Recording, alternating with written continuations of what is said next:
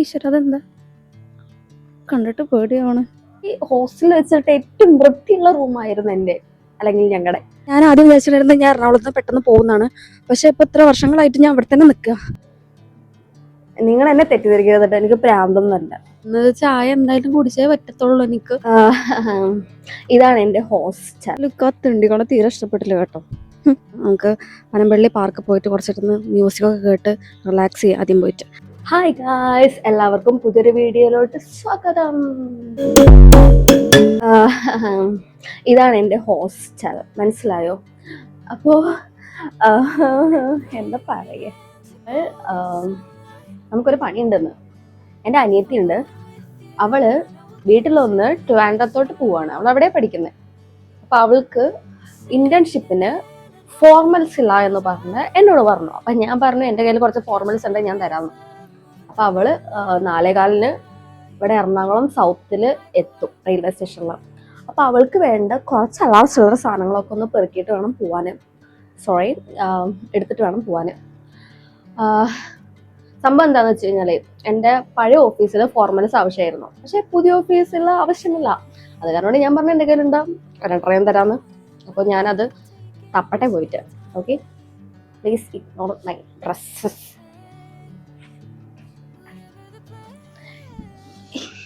ഈ പെട്ടി ഫുള്ള് എൻ്റെ സാധനങ്ങളാണ് ഗായ്സ്. എൻ്റെ മുടി ഇങ്ങനെ ഇരിക്കുന്നുണ്ട്, നിങ്ങൾ എന്നെ തെറ്റിദ്ധരിക്കരുത്. ഞാൻ കുളിച്ചിട്ടില്ല, എനിക്ക് കുളിച്ചിട്ട് വേണം പോവാൻ.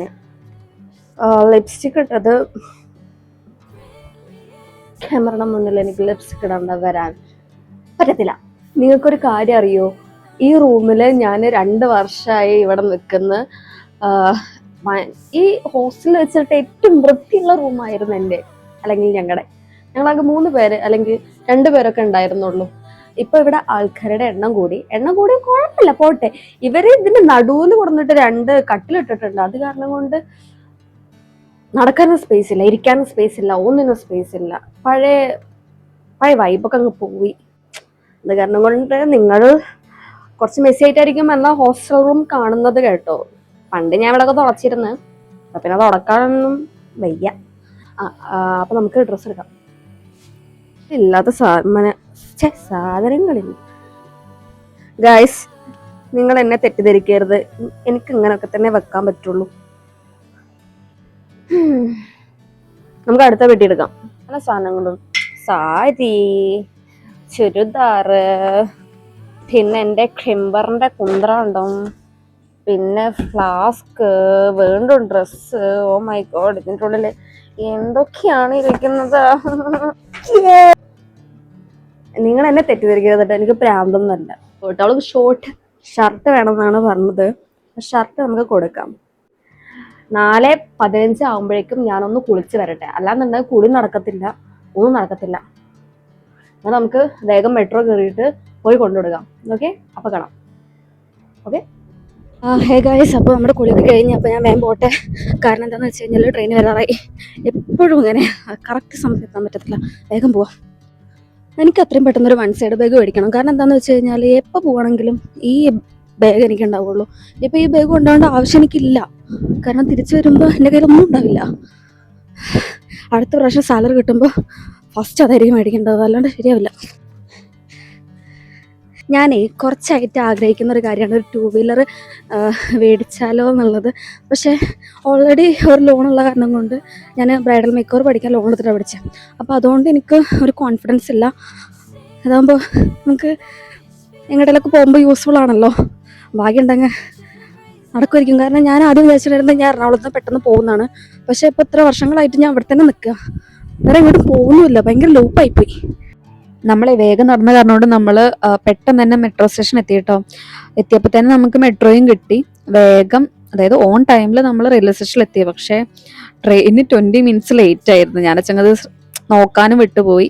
അപ്പം ഞാനിത് ഇവിടെ ഇരുന്നത്, പുറത്ത് ഭയങ്കര വെയിലായിരുന്ന സമയത്ത് ഇരുന്ന് നോക്കുമ്പോൾ താഴേക്ക് അവിടെ ചേച്ചിമാർ റെയിൽവേ അവിടെ പാളത്തിൻ്റെ അവിടെ കണ്ടോ ക്ലീനൊക്കെ ചെയ്യുന്ന. നമ്മളവിടെ വേസ്റ്റാണ്.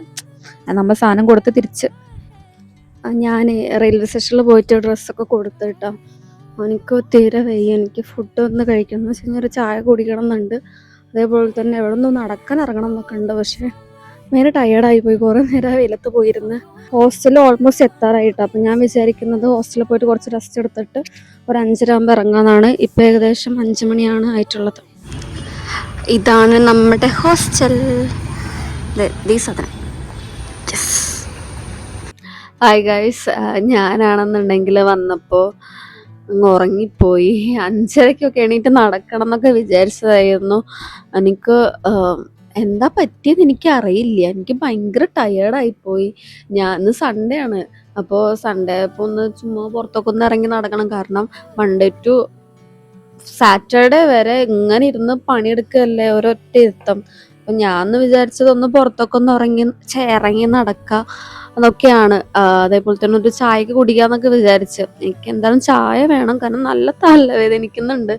എന്താ പറ്റിയെന്ന് എനിക്ക് മനസ്സിലാവുന്നില്ല. സാധാരണ അത്രയും പ്രശ്നങ്ങളൊന്നും വരാറില്ല. ഇപ്പോൾ ദേ ഞാൻ പുറത്തിറങ്ങാൻ നോക്കിയപ്പോൾ ഭയങ്കര മഴയാണ് പുറത്ത്. നോക്കട്ടെ, മഴ ഒന്ന് കുറഞ്ഞു കഴിഞ്ഞ് കഴിഞ്ഞാലൊന്ന് പോയിട്ട് ചായ കുടിക്കണം.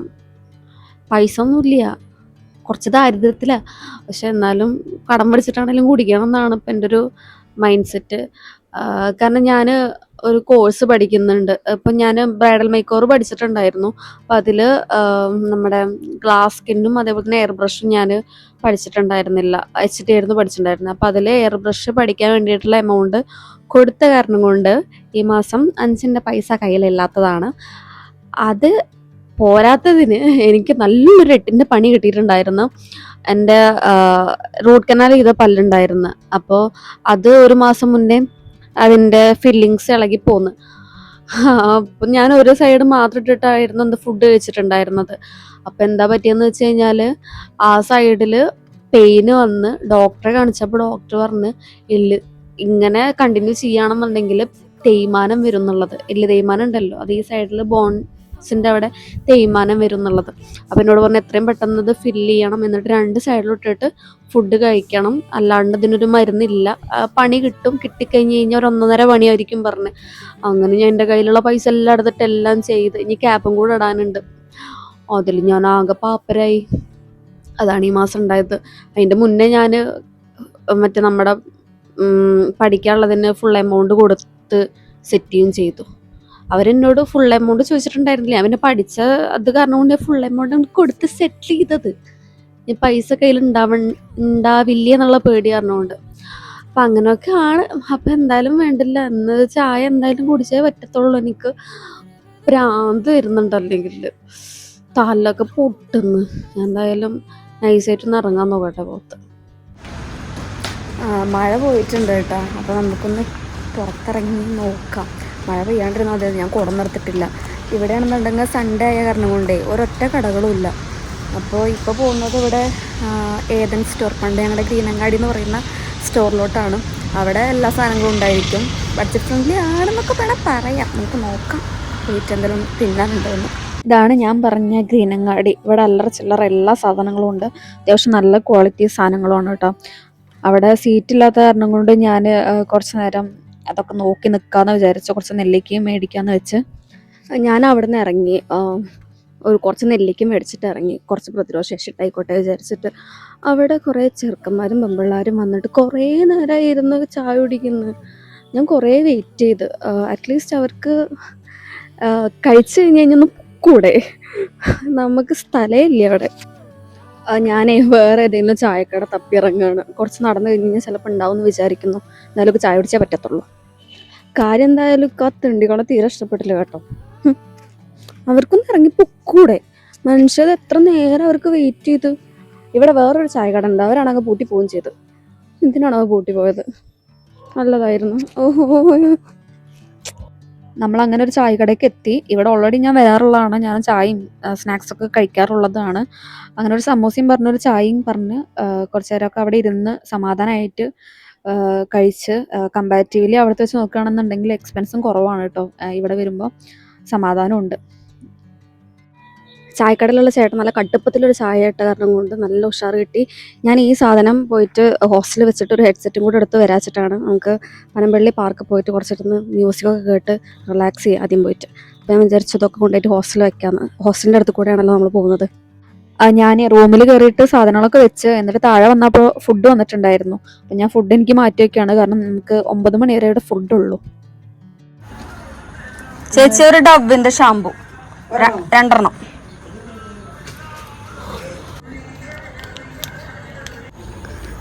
നാളെ രാവിലെ ഷാമ്പു ഇട്ടൊന്ന് കുളിക്കണം, അതിനാണ് ഇത് മേടിച്ചത്. ഓക്കെ, അപ്പോൾ ഇതാണ് കേട്ടോ ഞാൻ പറഞ്ഞ പനമ്പള്ളിയിലെ പാർക്ക്. എല്ലാവർക്കും അറിയുന്ന പാർക്കാണ്, എല്ലാവരും വരുന്ന സ്ഥലമാണ്. എല്ലാവരും പോലെ എനിക്കും ഭയങ്കര ഒരുപാട് മെമ്മറീസ് ഉള്ളൊരു സ്പോട്ടും കൂടെയാണ്. നമുക്ക് പ്രിയപ്പെട്ട ആൾക്കാരുടെ കൂടെ ഒരുപാട് നേരം ടൈം സ്പെൻഡ് ചെയ്തിട്ടുള്ള ഒരു സ്പോട്ടാണ്. അത് കാരണം കൊണ്ട് ഇപ്പോൾ വന്നിരിക്കുമ്പോൾ കുറച്ച് ബുദ്ധിമുട്ടുണ്ട്. മുന്നേ എൻ്റെ കൂടെ കുറേ ആൾക്കാരുണ്ടായിരുന്നു. ആ ഒരു അവരുടെയൊക്കെ ആബ്സെൻസ് ഞാൻ നല്ല രീതിക്ക് ഫീൽ ചെയ്തിട്ട് അവിടെ ഇരുന്നിട്ട് ഞാനങ്ങനെ വീട്ടിലേക്കൊക്കെ വിളിച്ച് സമയം കുറേ ആയി, മഴയൊക്കെ പെയ്ത കാരണം കൊണ്ട് നമുക്കൊന്ന് ഇറങ്ങാൻ നോക്കാം. നിങ്ങൾ വിചാരിക്കുന്നുണ്ടാവും ഞാൻ ഇങ്ങനെ ഒറ്റയ്ക്ക് നടക്കണമെന്ന്. മിക്കതും ഞാൻ ഒറ്റക്കാണ്. എനിക്കങ്ങനെ ആരും ബുദ്ധിമുട്ടിക്കണം ഇഷ്ടമല്ല. ആക്ച്വലി ഞാൻ എൻ്റെ കാര്യങ്ങളൊക്കെ ഞാൻ ഒറ്റക്കനെ നോക്കാറ്. പിന്നെ എൻ്റെ സന്തോഷത്തിന് വേണ്ടിയിട്ട് ഞാൻ ഒരാളുടെ സമയം മെനക്കെടുത്തേണ്ട ആവശ്യമില്ലല്ലോ.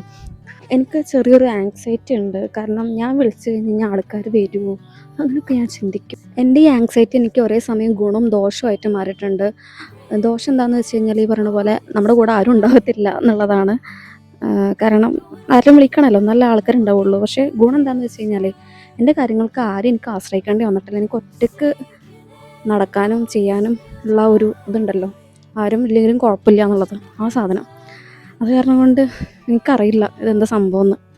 എനിക്ക് ഈശ്വര അതെന്താ കണ്ടിട്ട് പേടിയാണ്. എൻ്റെ പൊന്നെ, ആ സൈഡിലൊരു ചേച്ചി നിൽക്കുന്നിട്ട് ഞാൻ പേടിച്ച് പ്രേതം വിചാരിച്ചു. കുറേ നേരമായിട്ട് ഞാൻ പാർക്കിലായിരുന്നു കേട്ടോ. എനിക്ക് തോന്നുന്നു ഒരു 7 മണിക്ക് അവിടെ പോയിരുന്നിട്ട് ഇപ്പോൾ 9:30 ആയി. ചെറുതായിട്ട് മഴ പെയ്യുന്നുണ്ട്, അപ്പോൾ ഞാൻ അവിടെ നിന്ന് ഇറങ്ങിപ്പോകുന്നതാണ്. ആക്ച്വലി ഞാൻ കുറച്ച് ഡിസ്റ്റർബ്ഡ് ആയിരുന്നു കേട്ടോ. പക്ഷെ അമ്മ വിളിച്ചപ്പോൾ എനിക്ക് ഭയങ്കര എന്താ അറിയില്ല, ഭയങ്കര റിലാക്സായി. അപ്പോൾ ഞാൻ അവിടെ നിന്ന് എണീറ്റ് പോകുന്നു. എന്താ സംഭവം എന്ന് എനിക്കിപ്പോഴും മനസ്സിലാവുന്നില്ല. അതാണ് ഇന്ന് മെയിൻലി ഞാൻ കുറേ പുറത്തിറങ്ങി നടന്നത്. ഓക്കെ, അപ്പോൾ ഞാൻ തിരിച്ച് ഹോസ്റ്റലിൽ പോവുകയാണ്. അപ്പോൾ ഈ വീഡിയോ നിങ്ങൾക്ക് ഇഷ്ടപ്പെടുന്നുണ്ടെന്ന് വെച്ചെങ്കിൽ ലൈക്ക് ചെയ്യുക, ഷെയർ ചെയ്യുക, സബ്സ്ക്രൈബ് ചെയ്യുക. അപ്പോൾ എല്ലാവർക്കും ബൈ, അടുത്ത വീഡിയോയിൽ കാണാം. ടാറ്റാ.